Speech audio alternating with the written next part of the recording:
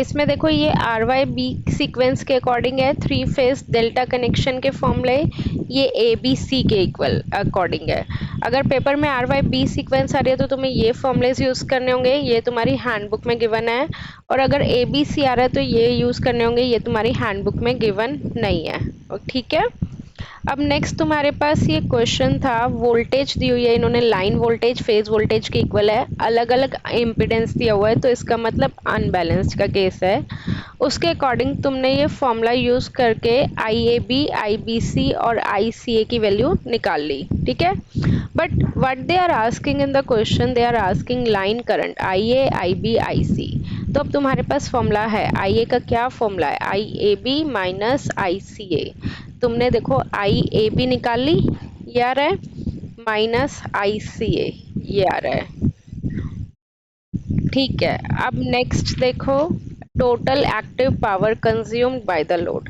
Power में हमेशा एक चीज ध्यान रखना, कभी भी हम एंगल कंसिडर नहीं करते। ठीक है। तो एक्टिव पावर का फॉर्मूला क्या होता है, √3 VL cos फाई। ऑल्दो इन्होंने टोटल एक्टिव पावर पूछी है, अगर ये एपरेंट पावर पूछते तो √3 VL IL। तो अब हमें √3 पता है, VL पता है, स्टार डेल्टा कनेक्शन है तो VL कितना हो जाएगा, सेम 400। IL का इनका सबका तुम्हारा मैग्नीट्यूड क्या आ रहा है, सेम आ रहा है या डिफरेंट आ रहा है। ये IA का, मैं IA का बोल रही हूँ, IA का, IB का और IC का। अगर तुम्हारा सबका सेम आ रहा है, मेरे अकॉर्डिंग सबका सेम आना चाहिए, तो वो वाली वैल्यू लिख दोगे और cos of angle between voltage and current. और अगर अलग अलग आ रहा है तो इंडिविजुअल पावर निकालनी पड़ेगी। देखो हमारे पास ये पेपर है 2000, कौन सा है ये, 2020 के पेपर में आया हुआ है। 3 आइडेंटिकल इम्पिडेंस, तीनों का इम्पिडेंस क्या है, सेम है। और इम्पिडेंस की वैल्यू इन्होंने दी हुई है 20 ∠30 और बोला हुआ है कौन सा कनेक्शन है, डेल्टा कनेक्शन है, 3 फेज 3 वायर से कनेक्ट है। वोल्टेज कितनी दी हुई है, 400 वोल्ट। 99% टाइम्स तुम्हें लाइन वोल्टेज ही दी जाएगी, कुछ भी मेंशन नहीं है तो line voltage is 400 volt. R Y B की सीक्वेंस है और इन्होंने मेंशन करा हुआ है आर वाई को रेफरेंस लेना, मतलब नॉर्मल है। अब हमें क्या निकालना है, आई आर की वैल्यू निकालनी है, आई वाई की वैल्यू निकालनी है और आई बी की वैल्यू निकालनी है। ओके। अब देखो तुम्हारा अगर इसमें इम्पिडेंस सेम है, इम्पिडेंस तो अलग नहीं जा रहा ना, लास्ट वाले क्वेश्चन में इम्पिडेंस अलग जा रहा था। अगर इम्पिडेंस सेम है, वोल्टेज सेम है, तो मैग्नीट्यूड करंट का क्या आएगा, सेम आएगा। अगर इम्पिडेंस अलग है, वोल्टेज सेम है, तो भी करंट क्या आएगा, अलग आएगा। ठीक है। तो अब I R, I Y, I B निकालनी है, means these are the line current. अब सबसे पहले तुम बताओ कैसे करेंगे, देन मैं बताऊंगी।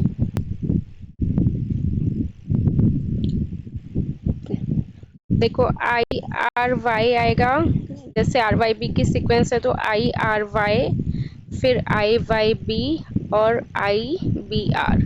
आई आर वाई कितना आ जाएगा, V/Z, तो 400 ∠0 divided by 20 ∠30। Similarly I Y B कितना आ जाएगा, 400 ∠−120 डिवाइडेड बाई 20 ∠30 और 400 ∠−240 डिवाइडेड बाई 20 ∠30।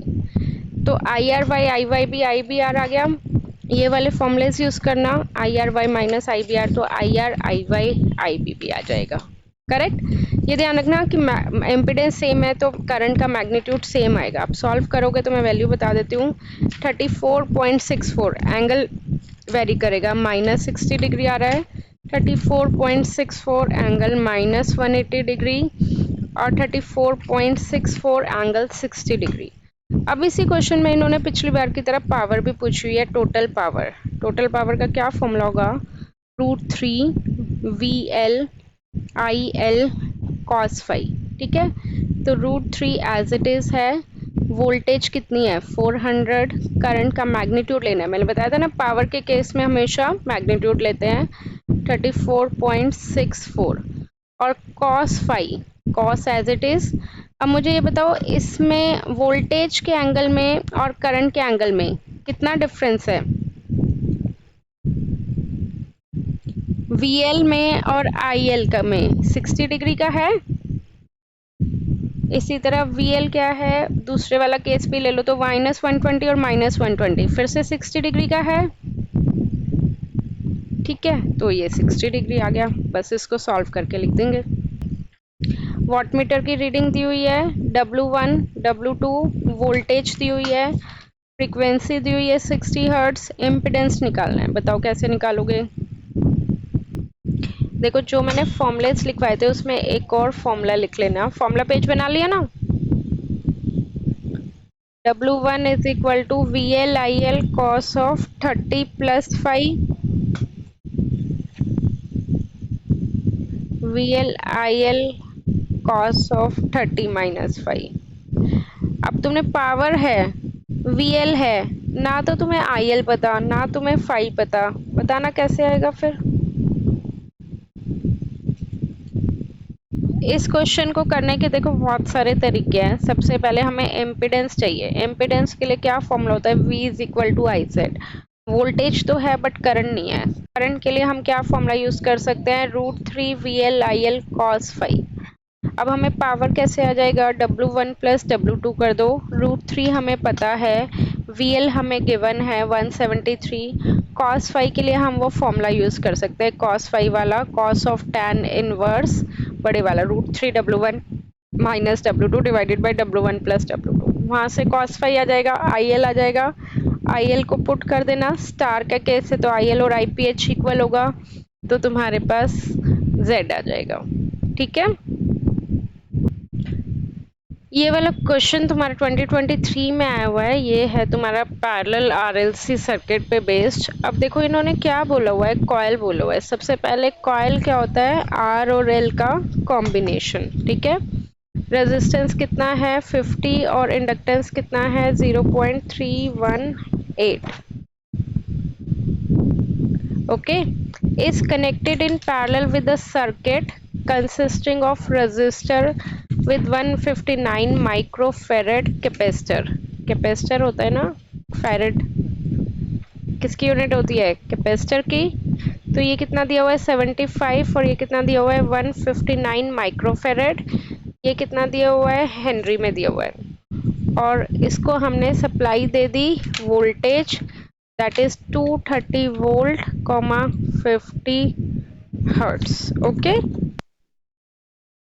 बोलो कोई डाउट? इसमें तुम्हारा Z1 पैरेलल Z2 करके कुछ इम्पिडेंस आएगा, right? ZT is equal to Z1 into Z2 divided by Z1 + Z2। तो ये कितना दिया हुआ है? 2 प्लस, मान लो मैं इसे रैंडमली वैल्यू ले रही हूँ, तुम्हारा आ गया रेक्टेंगुलर फॉर्म में 2 + J9। ठीक है, इसको तुम स्टैंडर्ड फॉर्म से कंपेयर करोगे तो कितना आ जाएगा? R + JXL। तो R क्या है? 2 है, और XL क्या है? 9 है। अगर XL पता लग गया तो L भी पता लग जाएगा। तो बेसिकली जो भी पहली वाली टर्म होती है वो रेजिस्टर होता है, प्लस आता है तो XL होता। अगर तुम्हारा आता 2 - J9 तो वो क्या होता? XC होता। ठीक है, क्लियर? इसमें इन्होंने क्या दिया हुआ है? 3 सिमिलर कॉइल, स्टार कनेक्शन है। ठीक है, और इन्होंने लाइन करंट दे दिया 15 ampere. IL is equal to 15 ampere. Power is equal to 11 kilowatt. Volt ampere कौन सी पावर की यूनिट होती है ये बताओ? S की। ठीक है, 15 kVA। P पता है, S पता है, और लाइन ऑन फेज वोल्टेज निकालना है VR इनपुट, मतलब Q की वैल्यू भी निकालनी है। तो Q की वैल्यू तो आ जाएगी, पावर ट्रायंगल बना लो। P पता है, S पता है, Q आ जाएगा √S² - P²।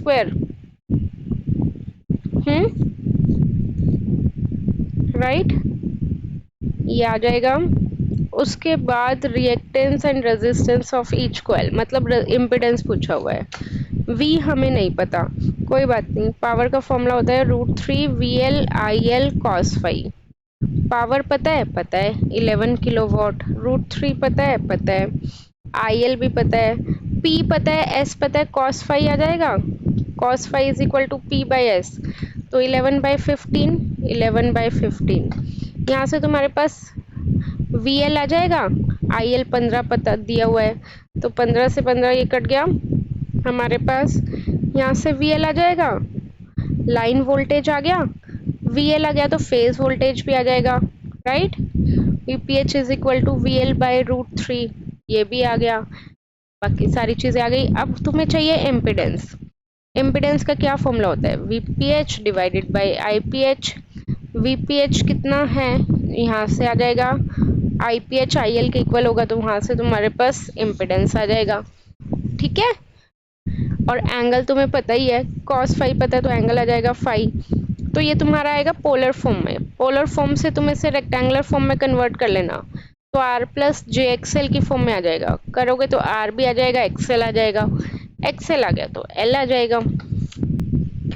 नेक्स्ट इज 8, ये भी तो 2023 के पेपर में आया हुआ है, 8 ओम रेजिस्टर। तो जो जो बोलते हैं ना वो बनाते जाओ, 8 ओम है तो 8 ओम बना लो।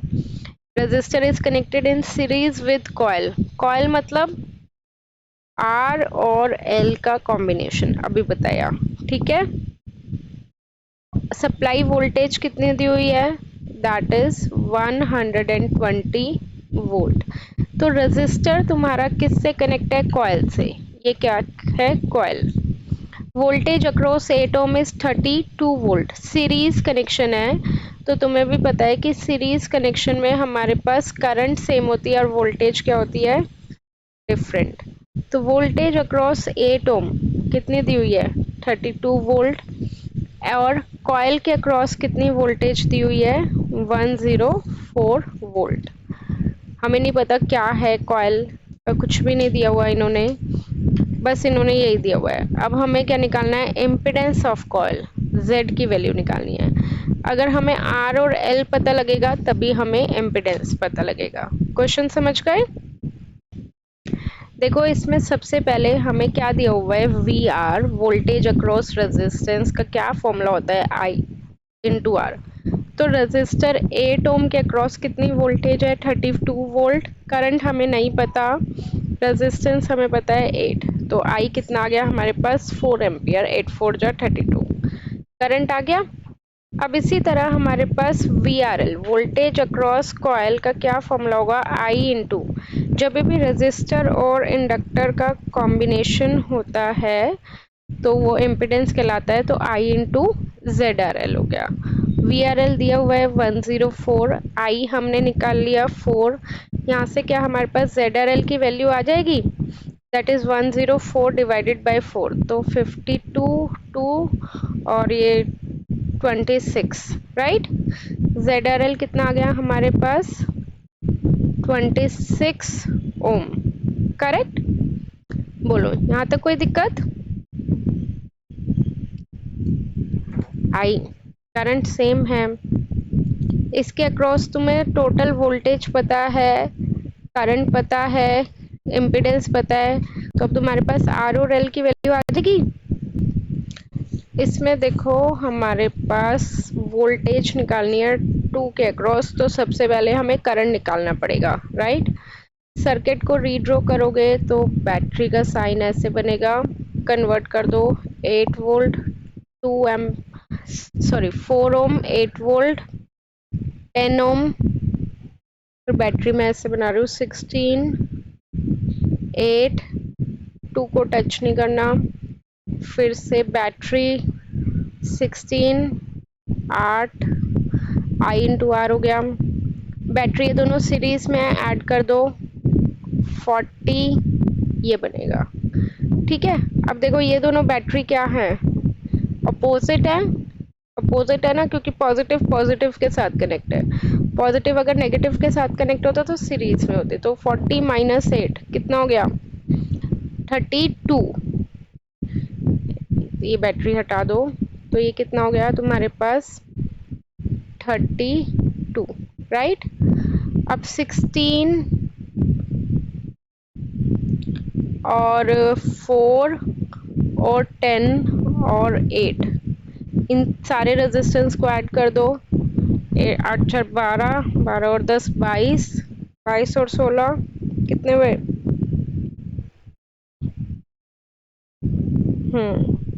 38। तो टोटल रेजिस्टेंस कितना हो जाएगा यहाँ पे? 38। ठीक है, बैटरी को देखो, ये दोनों बैटरी फिर से उल्टी है। 32 - 8 कितना हो गया? 32 - 8 24।